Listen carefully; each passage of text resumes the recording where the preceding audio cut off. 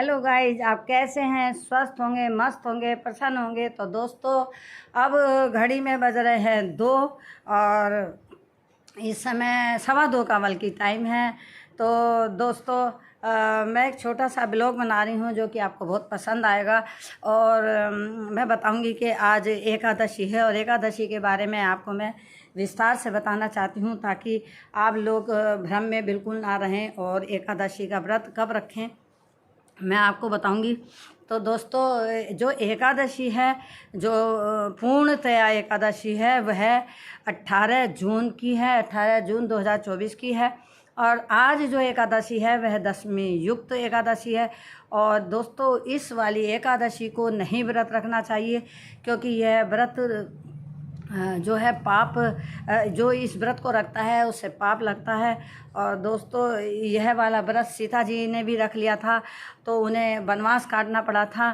तो दोस्तों, सीता जी ने अपने बारे में वाल्मीकि ऋषि से पूछा था कि ऋषिवर, मैंने तो कोई पाप नहीं करा, मेरे तो राम स्वयं पति हैं और मैं सती औरत हूँ, सती हूँ मैं, और मैंने आज तक कुछ भी ऐसा काम नहीं करा, तो मुझे ये क्यों दुख झेलना पड़ रहा है। तो वाल्मीकि ऋषि ने कहा था कि क्योंकि पहले जो ऋषि होते थे बहुत तपस्वी होते थे, त्रिकालदर्शी होते थे, उन्हें भूतकाल, भविष्यकाल और हर एक का वर्तमान काल सबका ज्ञान रहता था। तो उन्होंने अपने ज्ञान से बताया था कि सीता, आपने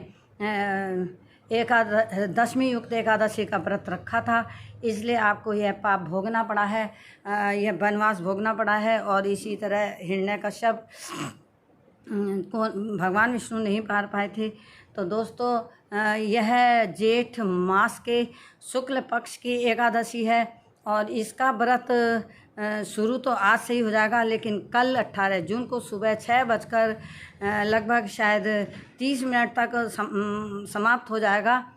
और तो इसलिए जो ब्रह्म मुहूर्त में त्यौहार आता है, एकादशी आती है या त्यौहार आता है, तो वही माना जाता है।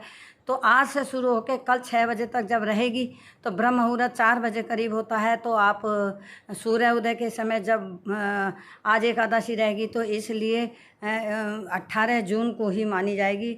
और वैश्य लोगों को तो यह एकादशी द्वादशी युक्त ही एकादशी करनी चाहिए। तो दोस्तों, इस एकादशी को बहुत ज़्यादा नियम पूर्वक रहना चाहिए।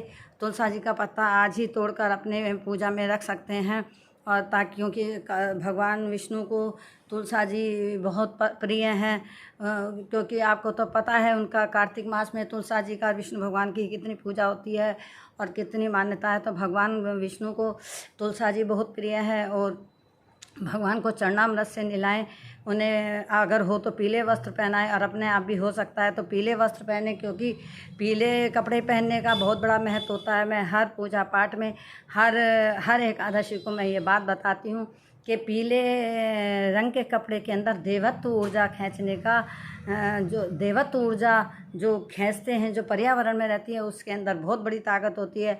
आप लोग देख सकते हैं कि जब भी कोई हम भगवान की मूर्ति देखते हैं तो वो ज़्यादातर पीले ही कपड़े पहने होती है, बसंती रंग के कपड़े पहने होती है, माला भी पीले रंग में ही होती है, भगवान के कपड़े पीले। साधु जो पीले कपड़े पहनते हैं, इसका कोई तो कारण है, इसका ये नहीं है कि अपने आप पहनते हैं, इसके पीछे अर्थ है, लॉजिक है और साइंस है इसके ऊपर, और आध्यात्मिक ज्ञान है। तो दोस्तों, ये ऐसे नहीं होता हम कुछ भी सोच लें कर लें, ऐसा नहीं होता। इस हर एक चीज़ का प्रामाणिक प्रमाण है। तो दोस्तों, एकादशी में गौदान भी कर सकते हैं, और जो निर्जला एकादशी रखेंगे तो वो जल नहीं पी सकते हैं। अगर उन्हें जल पीना है तो 3 बजे करीब उठ के जल पी लें, फिर नहीं पी सकते। और जब सुबह आप उठ के पूजा करेंगे तो पूजा में आप आचमन केवल ले सकते हैं, आचमन भी बहुत थोड़ा ले सकते हैं, ज़्यादा नहीं ले सकते, केवल जूठा मुँह करना है।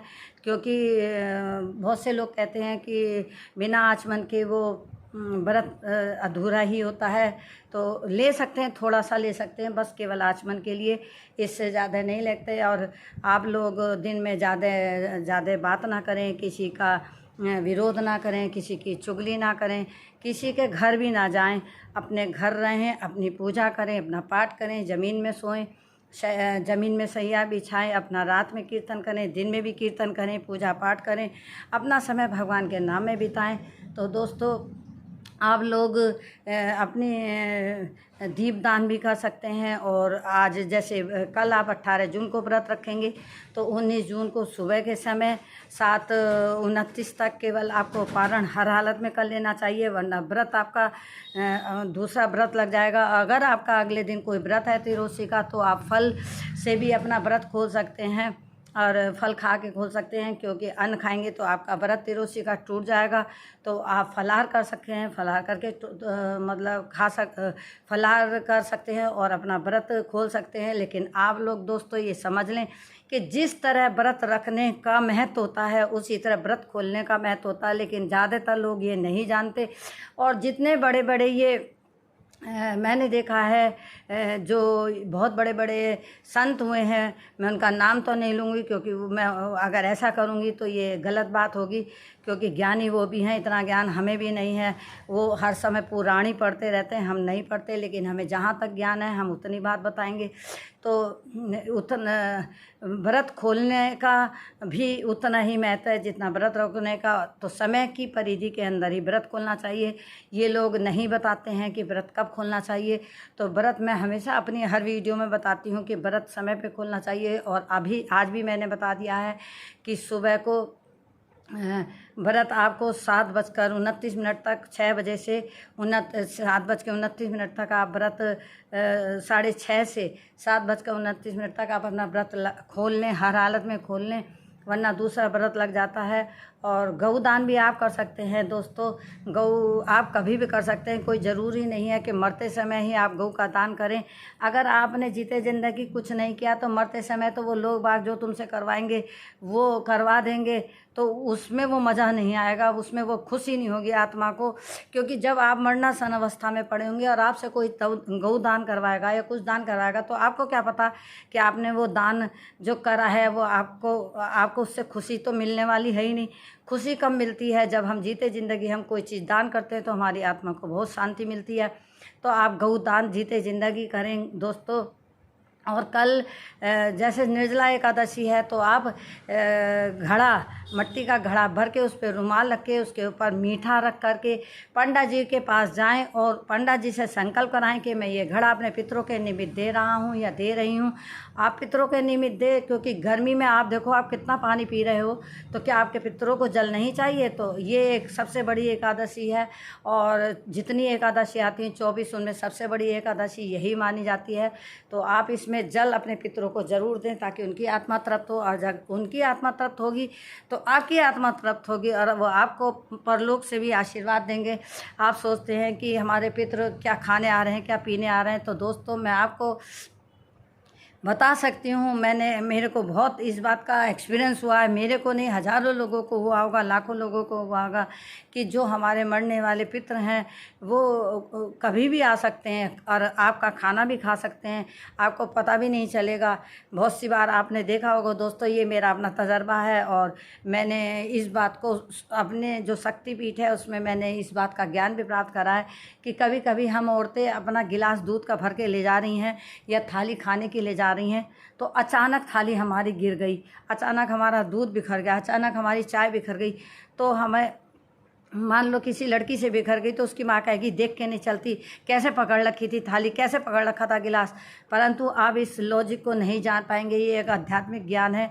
हमारे पास जो होती हैं देव आत्मा भी रहती हैं आसपास, हमारे वायु में, पर्यावरण में देव आत्मा भी रहती हैं। और हमारे पितृ भी कभी कभी हमारे से मांगते हैं अपनी आत्मा को तृप्त करने के। तो वो क्या करते हैं कि हमारे हाथ से थाली छुड़ा लेते हैं और हम सोचते हैं कि हमसे छूट गई, गिर गई या धोखे से हो गई।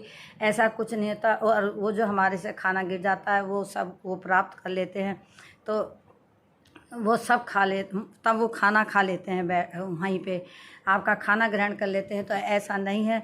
आप लोग ये एक बहुत बड़ा तर्क है मैंने जो कि अपनी शक्तिपीठ में सुना था कि इस तरह से जब गिर जाता है तो हम सोचते हैं कि हमारे से गलती हो गई। नहीं, पितर हमारे सब कुछ मांगते हैं और हमें इसलिए उनके नाम का गिरने से पहले ही निकालना चाहिए। तो ये गर्मी का बहुत मौसम है, इसमें एक पंखा, 2 पंखे हाथ के मंदिरों में आप दान दें, क्योंकि मंदिरों में हर समय कीर्तन भजन होते रहते हैं, तो औरतें आती रहती हैं, सत्संग होता रहता है, तो वहाँ गर्मी होती है, बिजली भाग जाए तो कम से कम हाथ के पंखे तो दान, हाथ के पंखों से हवा कर लें। और बूढ़ी औरतों के लिए बैठने के लिए स्टूल, छोटी छोटी पटरी भी आप मंदिर में दान करें। ये छोटे छोटे प्लास्टिक के स्टूल भी दान कर सकते हैं। तो दोस्तों, आप लोगों को मैंने बता दिया है कि कल है असलियत में तो कल एकादशी है, और आप 18 जून की एकादशी करें और 19 में आप पारण करें। तो दोस्तों, आपको मेरी वीडियो कैसे लगी? मेरी वीडियो को लाइक, शेयर और सब्सक्राइब करना ना भूलें। Thank you so much.